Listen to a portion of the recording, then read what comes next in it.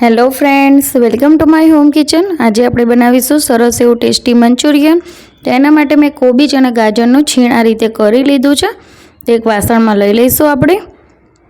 હવે આની અંદર આપણે મેદો નાખવાનો છે। તો એક વાટકી અહીંયા મેં મેદો લીધો છે। તો થોડો અડધો નાખીશું, અડધો પછી નાખીશું। સાથે જ થોડો કોર્નફ્લોર નાખવાનો છે। તો અહીંયા મેં 2 ચમચી જેવો કોર્નફ્લોર નાખ્યો છે। હવે આની અંદર આપણે નાખીશું લસણ। તો અહીંયા મેં લસણ અને આદુને આ રીતે કૂટીને લીધું છે, તે નાખ્યું છે મેં 1 ચમચી જેવું। હવે તેની અંદર ગરમ મસાલો નાખીશું।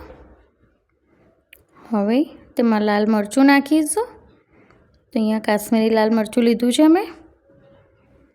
સાથે જ તેની અંદર સ્વાદ પ્રમાણે મીઠું નાખવાનું છે। તો અહીંયા મીઠું નાખી દીધું છે। હવે બધું જ હાથથી સરસ રીતે મિક્સ કરી લઈશું। તો કોબીજની અંદર અને ગાજરમાંથી સરસ એવું પાણી છૂટતું હોય છે, એટલે આપણે એક્સ્ટ્રા પાણીની કોઈ જરૂર નહીં પડે આની અંદર, એમ જ લોટ બંધાઈ જશે। તો હવે આપણે જે બાકીનો વધેલો લોટ હતો ને એ પણ આની અંદર મિક્સ કરવાનો છે।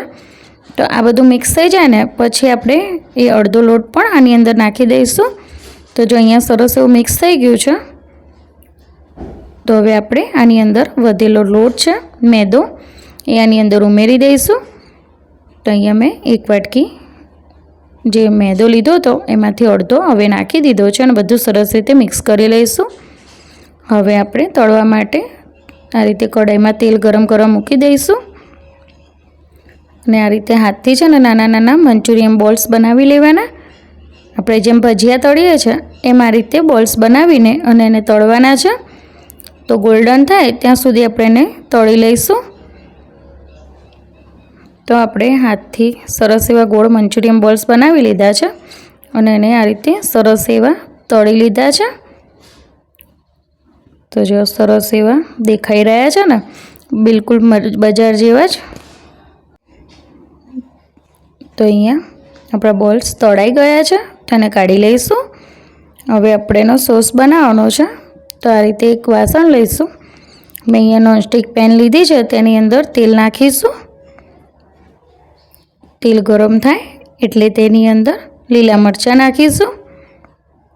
હવે તેની અંદર ઝીણી સમારેલી ડુંગળી લેવાની છે, એને સાંતળવાની છે, પણ આપણે તેની અંદર ગાજર નાખીશું। સાથે જ મેં અહીંયા લસણ પણ આ રીતે કૂટીને લીધું છે અને ગાજર બી નાખી દીધા છે આની અંદર। સાથે થોડા કેપ્સિકમ પણ નાખી દઈશું અને હવે બધું સરસ રીતે સાંતળી લઈશું। તો તમને જે પણ આમાં શાક ભાવતા હોય તમે નાખી શકો છો, પણ આ ત્રણનું જ કોમ્બિનેશન સારું લાગે છે। તો અહીંયા મેં 3 થી 4 ચમચી જેવો સોયા સોસ લીધો છે, એ નાખ્યો છે અને અહીંયા મેં રેડ ચીલી સોસ નાખ્યો છે। સાથે જ થોડો કેચઅપ લીધો છે, એ નાખીશું। તો જ્યારે ચાઇનીઝ બનાવીએ ને તો આ સોસ આની અંદર ઉમેરીએ તો ચાઇનીઝનો ટેસ્ટ આવતો હોય છે, એટલે આ સોસ નાખવા પડે છે આની અંદર। તો અહીંયા મેં સ્લરી બનાવી છે।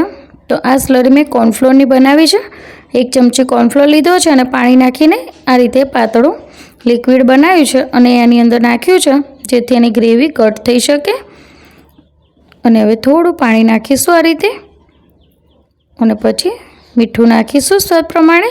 આપણે મંચુરિયનની અંદર પણ મીઠું નાખ્યું છે એટલે આની અંદર થોડું જ નાખીશું અને થોડું કાશ્મીરી લાલ મરચું નાખીશું, જેથી એનો કલર સરસ આવે। અને હવે આપણે બધું જ સરસ રીતે મિક્સ કરી લઈશું। તો તમને ગ્રેવી જે પ્રમાણે રાખવી હોય તમે રાખી શકો છો। અત્યારે હું આટલી થીક રાખી રહી છું અને હવે જે બોલ્સ બનાવીને રાખ્યા હતા એ આની અંદર ઉમેરી દેવાના છે। તો અહીંયા મેં ગ્રેવીવાળા મંચુરિયન બોલ્સ બનાવ્યા છે। તમારે ડ્રાય બનાવવા હોય તો તમારે કોઈ પણ આ રીતે પાણી નાખીને પાતળી સ્લરી નહીં કરવાની, ઘટ હોય ત્યારે તમે બોલ્સ નાખી દો તો તમારે ડ્રાય મંચુરિયન બોલ્સ બનશે। તો અહીંયા મેં સાધારણ ગ્રેવી બનાવી છે, એટલે ડ્રાય જેવું જ બનાવ્યું છે। તો આપણે આ મંચુરિયન બોલ્સ બનીને તૈયાર થઈ ગયા છે। તો આપણે સર્વ કરી લઈશું। તો જે મેં સર્વિંગ પ્લેટમાં લઈ લીધા છે। તો તમને મારી આ મંચુરિયનની રેસીપી કેવી લાગી એ જરૂરથી જણાવજો। તો ખૂબ ખૂબ આભાર તમારો, થેન્ક યુ। અને તમે સૌથી પહેલાં મારા વિડીયોને જોઈ શકો છો। તો જરૂરથી આ રેસીપીને પણ ટ્રાય કરજો અને મને ફોલો કરજો। ખૂબ ખૂબ આભાર તમારો, થેન્ક યુ।